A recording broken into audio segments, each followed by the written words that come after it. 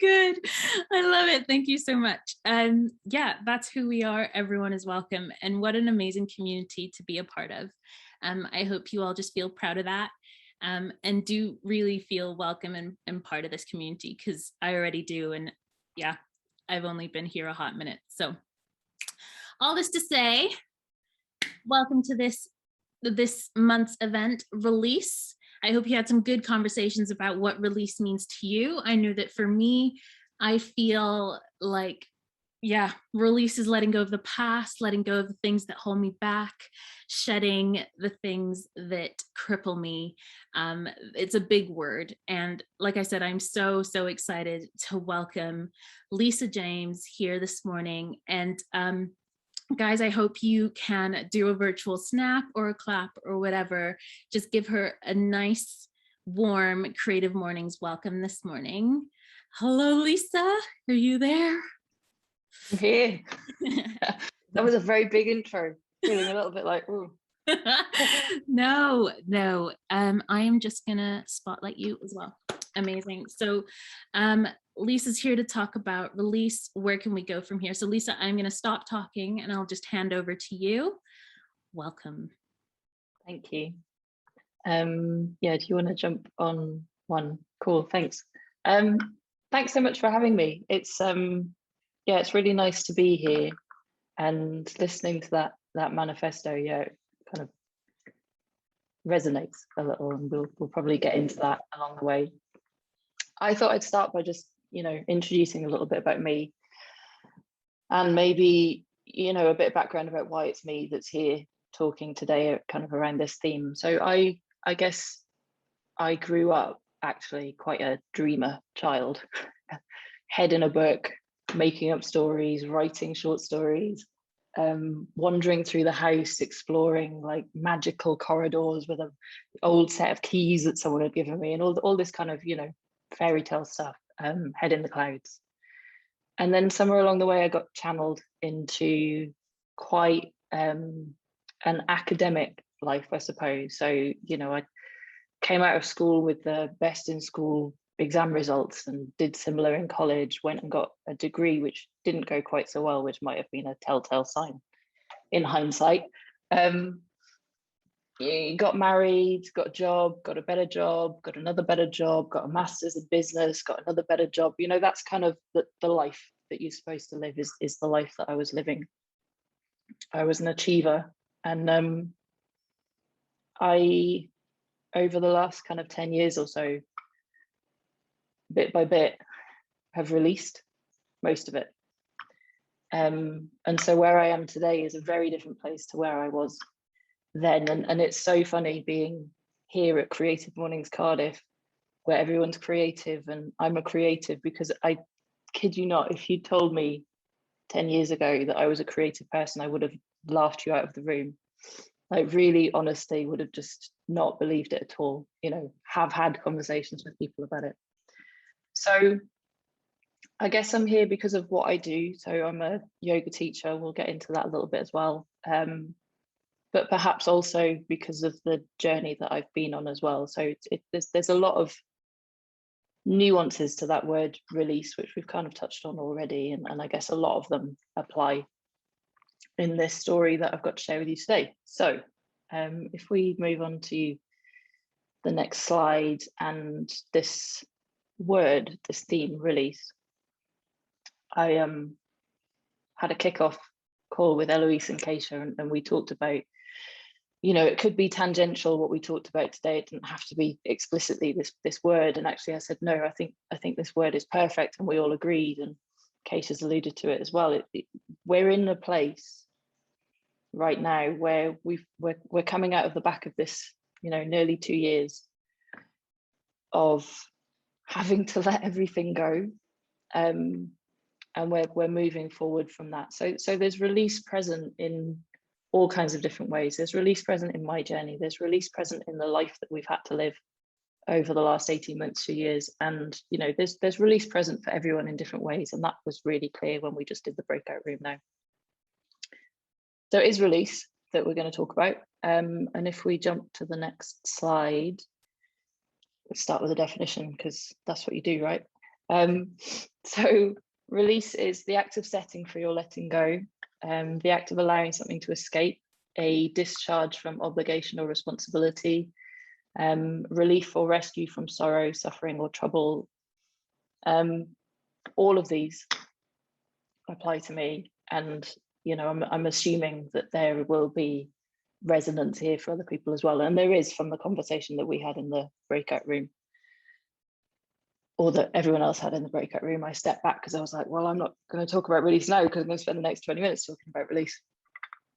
So, I have actively over the last decade been setting myself free. I have been allowing my real self, my true beliefs, my true desires, all of that to escape. I've been discharging from the obligations, the responsibilities that I had adopted because I felt like I needed to, because I felt like I should,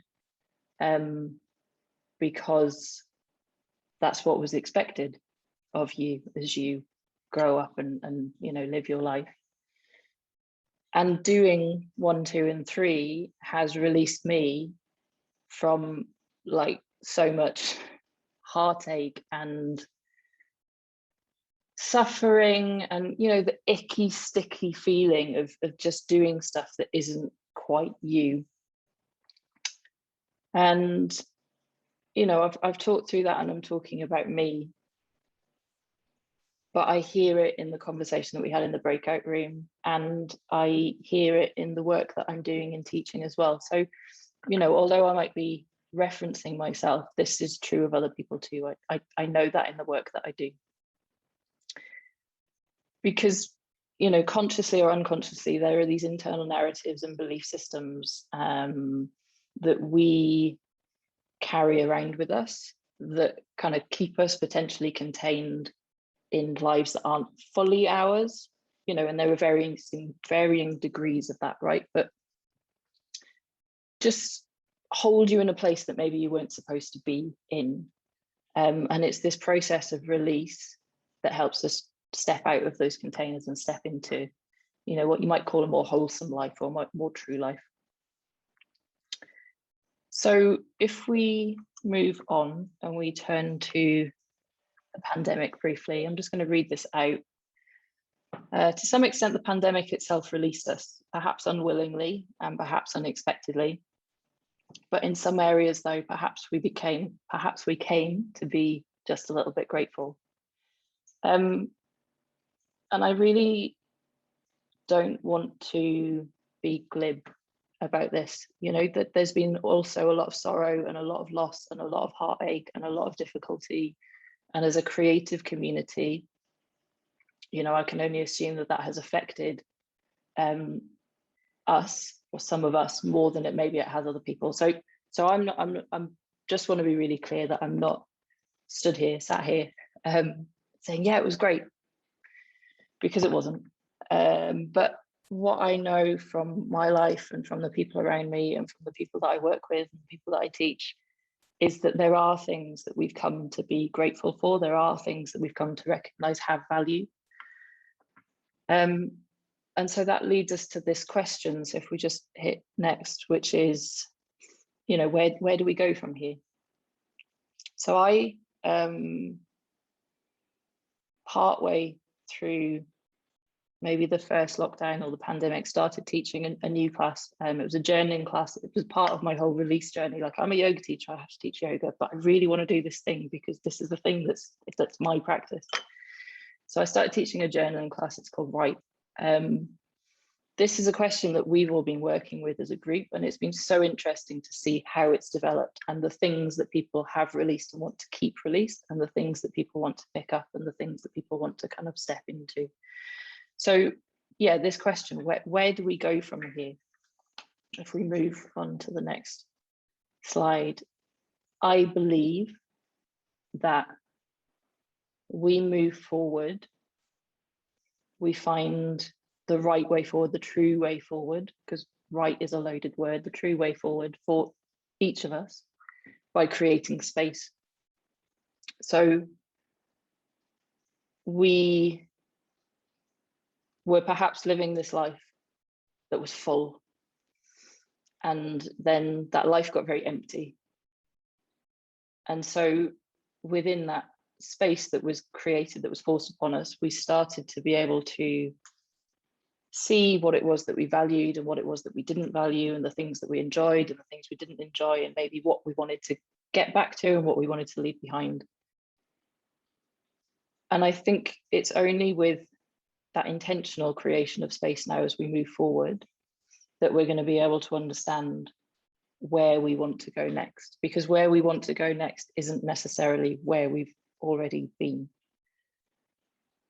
It would be really easy to get pulled back into that, and I think you can kind of feel that happening now as everything starts to rush back in, that it's like there has to be almost a definite stepping back to say, oh, you know, is this what I want to do, or is this not what I want to do? So, you know, if we release the narratives, if we release the beliefs, if we release the obligations that we perhaps had, and we step into space, we can have a look at what do we want to move forward with. We can see for ourselves what it is that we want to step forward into. If we go forward a slide. So this is from a recent newsletter that I sent out. So I have a newsletter, FYI.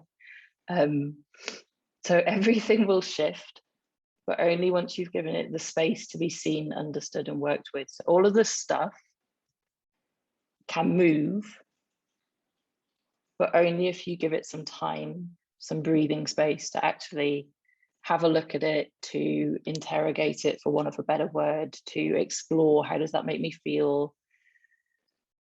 How does that serve me? Look at it first, then we understand. My throat's going. And that space is critical in allowing yourself to continue finding your way in the world, which is what we're each trying to do, isn't it? Or what deep down our souls are asking us to do. And that for me is a very real statement. Like there is a soul inside that wants to live a certain life, that is here to live a certain life. And then there's the cloaked person who's living the life that they feel they should live, you know. And I've got a teacher who, when we practice, says all of the time, like, don't should all over yourself. And it's, you know that narrative that, like, oh yeah, I should do that thing, or I should send this thing, or I should be there, or I should, oh, it's like such a grippy, icky place to be. And you need space to be able to have a look at it, like, oh yeah, that's another should. Maybe I should have a look at whether that is real or not. If we move on, so this quote, again, I'll read it out. It's something that I am using in my own practice and I keep returning to in teaching at the moment. That thing, the nature of which is totally unknown to you, is usually what you need to find, and finding it is a matter of getting lost. So that thing, the nature of which is totally unknown to you, is usually what you need to find, and finding it is a matter of getting lost. And this is a reiteration of what I know to be true, like categorically know to be true, that you have to get lost. You have to step into the unknown. You have to, take a faithful step into the unknown in order to work out where it is that you go next. And I just, find myself returning to this quote. And the book is amazing. I can't get past like chapter 2 because I keep having to reread it, because so much of it is like really landing. So I totally recommend getting hold of the book. It's only a little book, so it's, been sat on my bedside table for ages. But getting lost requires space. Getting lost requires space. Space requires release. Space enables release. Getting lost allows for release. All of these things are, really interconnected. So if we move on to the next slide, which is like this really pretty picture. of this beautiful beach in West Wales. This is really just something nice to look at, but also one of the ways that I create space in my life, that I allow myself to get lost in my own life, is being outdoors, which Zoe, you were talking about, and the other people in our little breakout room were talking about, you know, and it's such a powerful exercise, being out in nature, really grounding, and allows a little bit of dropping of walls, perhaps. So the containers that you're in when you're at your computer or you're living your life, if you can get outside in some actual physical space, kind of helps some of those boundaries drop down. So this is one of my practices, getting out, getting in the sea.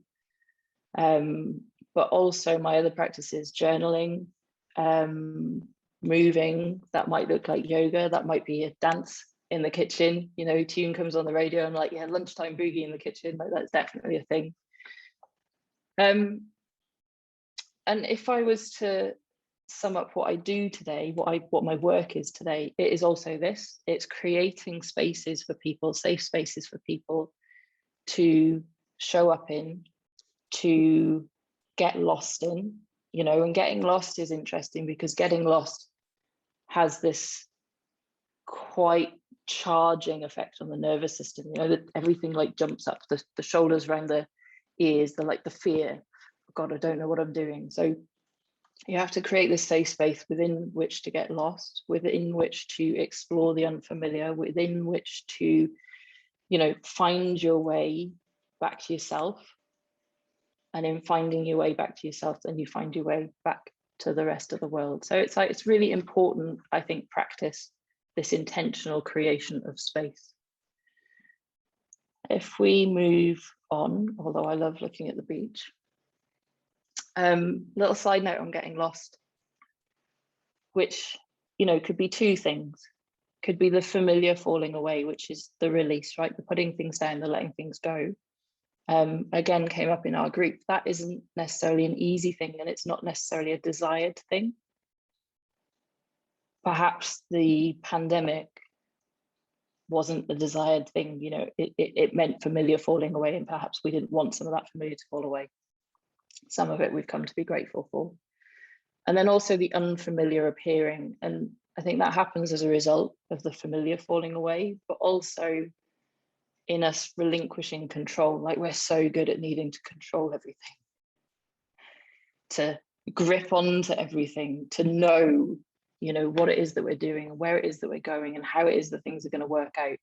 It's like this obsessive, yeah, I need to know.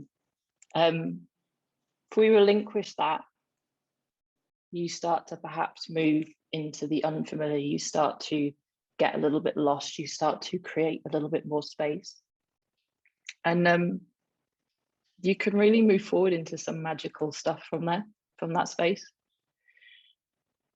But it doesn't mean that it's comfortable. You know, and I'd really underline that about my own journey. I'm not sure I'd say that any of it has been particularly comfortable, but it's been totally worthwhile. So if we jump on, just a little bit of recap, because I keep talking about getting lost, and I don't want anyone to get lost within, you know, where we are. So I lived a life that, you know, and this is all hindsight, right? I lived a life that wasn't really mine, had me kind of cooped up in a number of different containers, or wearing a number of different cloaks in all of these different costumes for different people in different places doing different things. And then through this process of repeatedly stepping into the unknown, of repeatedly getting lost, of repeatedly creating space, then I've gradually, you know, stepped out of that container and stepped out of that container and stepped out of that container, and now live a life that actually doesn't feel contained, which isn't always comfortable. But it's a very different kind of life. And so I continue to facilitate that way of living through committing to creating space and committing to being in the unknown and committing to embracing the unfamiliar, and to relinquishing control. And I do that in my work for other people as well. So I now provide those spaces for others. So my movement class, so I mentioned up front, you know, yoga teacher, and maybe we'd get into that. As we went into the pandemic, obviously I started to teach online, and my yoga class became called a Move, got a different name. And we still do something that really looks like yoga. You know, you recognize it as a yoga practice, but it's a practice of self-inquiry. It's a practice of reflection, and it's a practice that gives you a tool set for what one of my students calls learning to live life. You know, it's broader. I teach a journaling class that asks hard questions in a safe space, in a kind way, and, you know, encourages everyone to step into the unfamiliar, and people are really making change as a result of that process of inquiry. So it's not, you know, it's not that I am doing anything special. I'm not doing the work for them, they're doing the work for themselves. All of these people are doing the work for themselves. And the outdoor stuff, so I teach outdoors, and we mentioned this earlier and it came up in the breakout room. There is something magical about being outside in terms of creating this space and removing boundaries and giving you some freedom to consider alternative answers to questions, you know, a different way forward than the way that we know, than the way that we should. And I think that's really special and that's really important. So like, I would super encourage people to just get outside, go for a walk, you know, not have the podcast on, not be doing the productive work. So there's another one, right? Productive, because it's all released from what the hell it means to be productive. And you know, this is life-changing stuff. It really is. So that's why I'm really chuffed to be here talking about it today, actually. If we jump on one more quote. Until you make the unconscious conscious, it will direct your life and you will call it fate. You know, many of us might have seen this before. I but I used this in an essay that I submitted as part of my original teacher training in 2016. And, you know, I didn't really know then, if I'm honest, how everything was going to play out from there, and, you know, how it plays out from here, who knows? But this is such a truth. You need the space, you need the willingness to release, you know, need the willingness to get lost, to step into the unfamiliar, to let the familiar drop away, to move forward in an intentional way, you know, understanding why it is that you're doing things and where that is that's going to take you. Okay, so the next one, I think, yeah, takes us into a practice. You don't need to move. You don't need to really do anything other than kind of sit and listen. We're going to do just a short breath work meditation practice. So what I would encourage you to do is make sure that you're sitting comfortably. You don't have to sit somewhere new. You don't have to, you know, find yourself a meditation cushion or anything. Just make sure you're sat comfortably. You can be on your sofa, you can be on your bed, whatever. You can lie down. And then if you're comfortable to, and if you're not, doesn't matter, but if you're comfortable to, let the eyes come to close.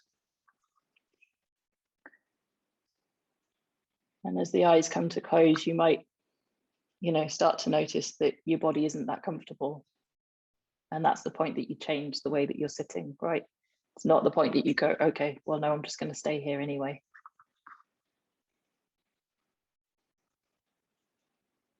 And again, full release to lie down on the floor, to not have your screen in sight, whatever it is that you need to make sure that you right now feel comfortable.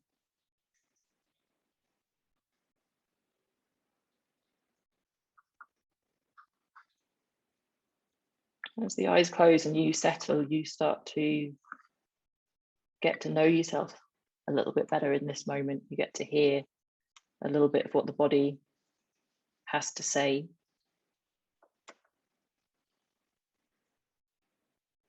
A little bit of how the breath is.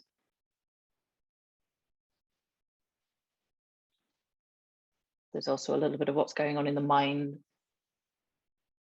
Maybe a little bit of feedback deep down from the soul. Can you start to tune into your breath?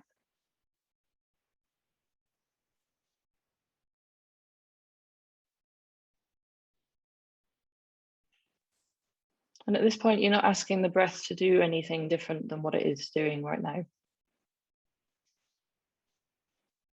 There's an inhale, there's an exhale, there's another inhale, there's another exhale. They're not all the same. They're not good breaths, they're not bad breaths. They're just breaths. And the breath breathing itself in and breathing itself out.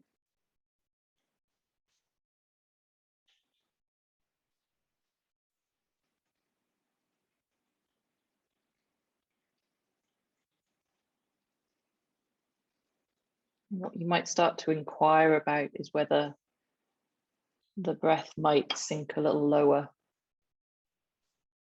in the body.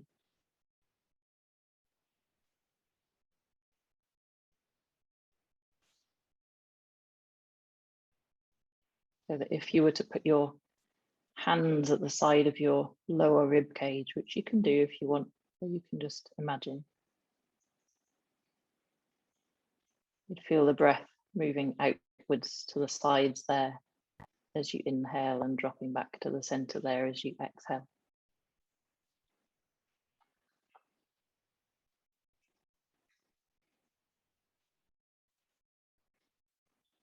It's worth a reminder that any breath practice that starts to make you feel stressed about the breath just really isn't working, isn't happening. And so we want to step back from anything that makes us feel at all stressful and just focus on the in and the out. But if it's accessible to us and it doesn't, create a tension in the body, we're exploring, can we drop the breath a little deeper in the body so we notice it around the lower rib cage, broadening out to the sides as we inhale and narrowing back to center as we exhale.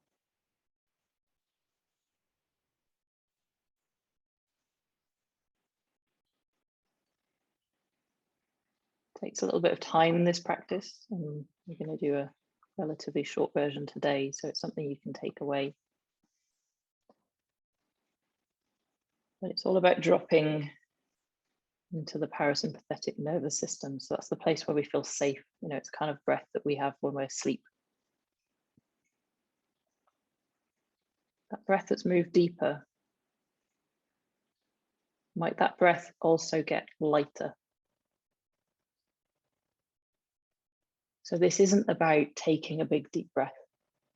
This is about, barely feeling the breath in the nose. The breath might become longer because the breath is somehow smaller.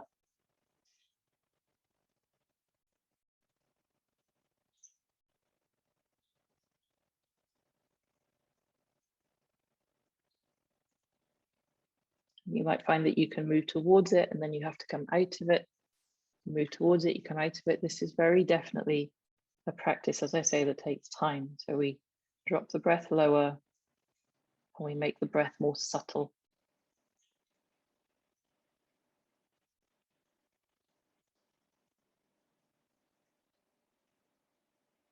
If you get to a place where you feel like it's something being forced, step back.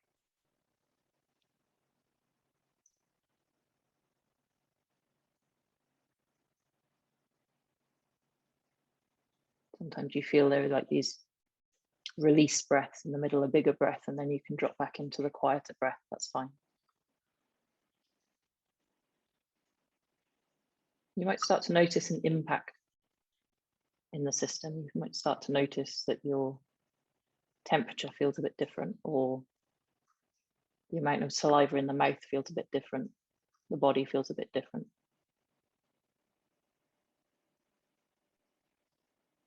So these are signals from the nervous system.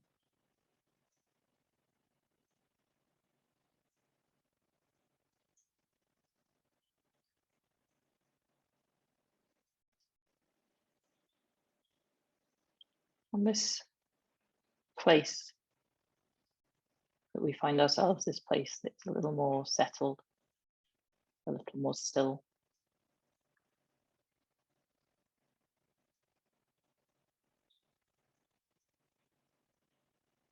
Perhaps the parts of us that need a little more love could be held with a little more love.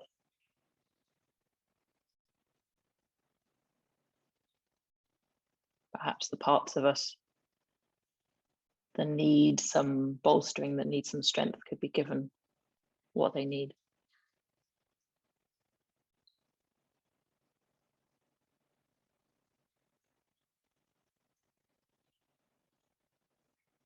Perhaps the parts of you that need to know that they are enough could be told categorically that they are enough.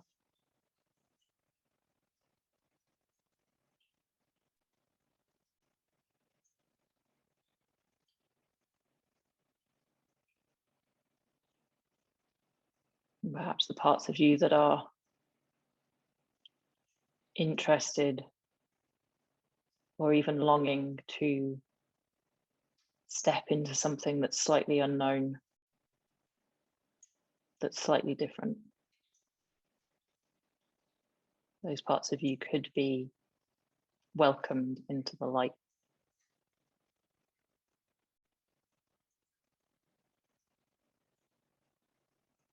Could be told that they can.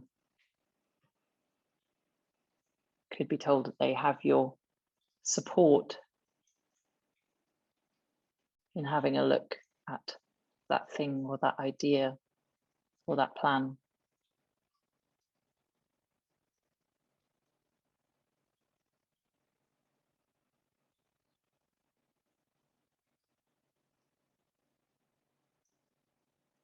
Might like to take a hand and place it onto the heart. You don't have to do so if that doesn't feel like a comfortable thing for you to do.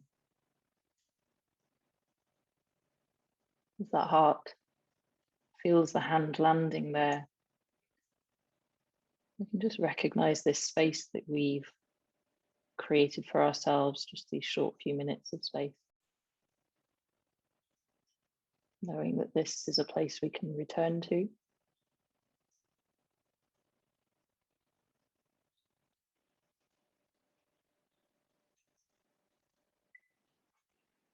And then we start to bring ourselves back, so the breath doesn't necessarily need to change, but we can feel the surface that we're sat on. We can notice the air around us. We could bring a visual to mind of the space that we're in. And then allow the eyes to open and come back into the virtual space, the virtual room.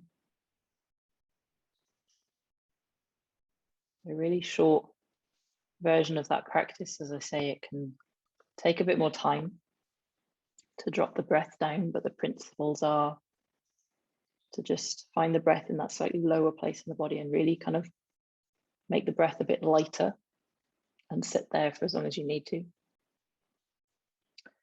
And I think, just looking at the time as well, I think that's probably just about kind of wrapped up.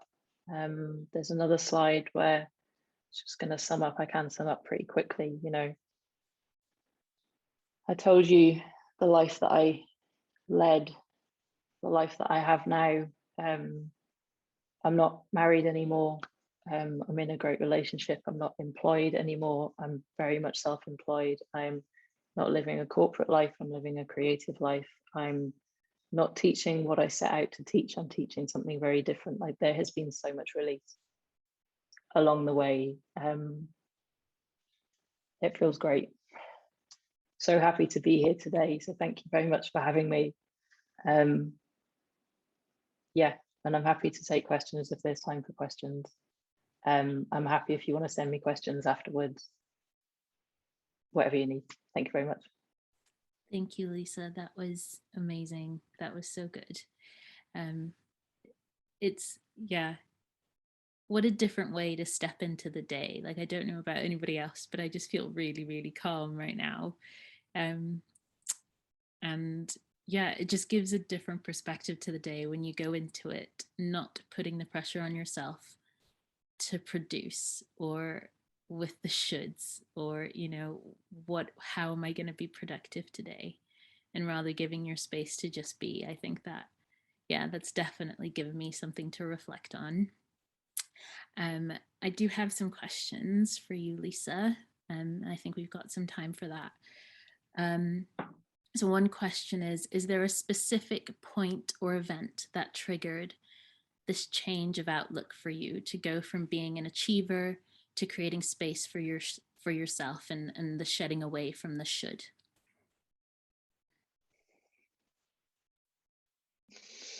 It's a massive question. um,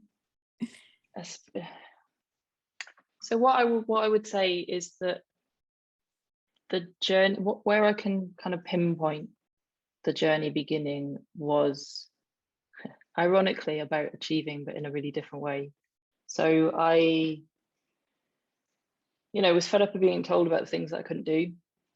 And I decided I was going to train for a half marathon, actually. And in doing that and realizing that I could do for myself, that was a real trigger for me. I think in part it was the movement. So this actually came before I returned to my yoga practice. I stepped away from yoga. So actually the running came first. And I think in the moving, there is a like shaking up of stuff. And in the proving to myself that I could do something for myself that I really wanted to do, I think that was probably the key thing. That definitely triggered a change in everything. And from there, it all kind of cascaded. And then it's just been a journey of, I guess, having enough room to recognize discomfort and then having enough support, practices, commitment to move through the discomfort, which is in part the release and in part the getting lost and in part the unfamiliar. It's like, it's finding the courage, I think, but it started with running. Hopefully that answers the question. Yeah, definitely. And there's something you'd said about committing to create a space for yourself every day. Can you give some practical examples of what that looks like? Because I can imagine, some of us might go away and think, oh, okay, I do want to start releasing and I do want to start creating space, but I have no idea where to start. Like, where do I even, what thread do I even pull? Could you maybe elaborate on that? Yeah. So there's probably two points that I would want to make, actually. The first is that it's really easy to get into this should trap again of like, it should look like this and it needs to be this long and I need to, commit to doing it at this time. And I know this is the way people do it. So for ages, I felt like I wasn't good enough at my practice because I didn't get up and practice for like 90 minutes of yoga at 5 o'clock in the morning. And it's just never going to work for me. That's where I've kind of got to. So the practices that really work for me are 20 minutes of free writing, so morning pages, like literally brain dump. I think the artist's way, that it's part of the process of the artist's way, and they talk about it as like skimming the scum off the top. So it's like download of stuff that's really, really, really helpful, and asking the question within that process for myself, what do you need today? And then honoring the answer. So that's the other thing. And also just moving, like putting on your favorite song and having a jump around. That act of shifting something in the body gives you a different way of entering the day, I think. So they're probably two of my favorite practices, is the writing, which isn't an intellectual activity necessarily. It's, as I say, a download and just movement of some sort, whatever it needs to be. It can literally be one song and that's it, you know, whatever. That's amazing. Cool. And I guess for anyone that sort of loved this and wants more, can you tell us a bit about an event that's coming up that maybe people could sign up for? I know you're doing an event soon. Yeah, I am actually. So I've Instagram is the best place to find me. There's a link tree there that will give you everything that's coming up. I've got really nice thing coming up, I think the 12th of September, which is a collaboration with a lady called Tizzy who does foraging in Cardiff. So that's kind of foraging, yoga, food, meditation, all outside in the park. So that's going to be quite exciting. Yeah, I teach in the park every week. I've got classes going on online. Anyone who wants to chat outside of this, like, I'm really happy to do that. So just find me on Instagram, because I need a new website and I don't like referring people to my website at the moment. Thank you, Lisa, so much. Yeah, so there's the Forage and Flow. That's on the 12th of September, everyone. So that's 4 spaces left. So do go to Lisa's Instagram, click on the link tree link there to find out more if you want to do that. Yes, I'm like so tempted to, but I'm like, oh, don't steal the spaces from other people that might need them. Steal the spaces, it's fine. Oh, I love it. Thank you so much, Lisa. Everyone, can you please give Lisa a wonderful just clap and thank you and love in the chat and just virtually. It's been so great to have you, and what a wonderful first event back. Like, this has just been such a blessing for me. So I hope everyone has enjoyed it. Lisa, I hope you enjoyed it as well. Yeah, it was great. Thank you very much for having me. Oh, thank you. Thanks for doing it. And yeah, guys, follow us on social. If you don't, we'll be announcing next month's event very soon. It's Sustainability Month, and we have something very nice in store for you. So thanks everyone for showing up, and I hope you have a wonderful Friday. See you soon. Thanks, everyone.